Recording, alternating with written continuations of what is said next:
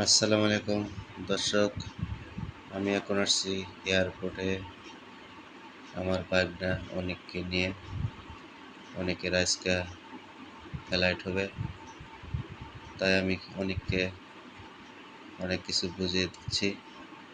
অনেক নতুন মানুষ, কিভাবে বিদেশ যাবে, কি নিয়ম কারণ আছে, সেই কথা আমি তার সাথে শেয়ার করতেছি। আমি বললাম, অনিক, এই যে তোমার ব্যাগ, এই ব্যাগ দিয়ে তুমি প্রথমে বুকিং দিবে। বুকিং দেওয়ার পরে ব্যাগ তোমার চলে যাব, তোমার সাথে আর ব্যাগের সাথে কোনো সাক্ষাৎ হবে না। তুমি যখন হোটেল দেওয়াসির নামবা, সেই জায়গায় তুমি ব্যাগ পাবা। এর আগে তুমি কোথাও আর ব্যাগ পাইবা না।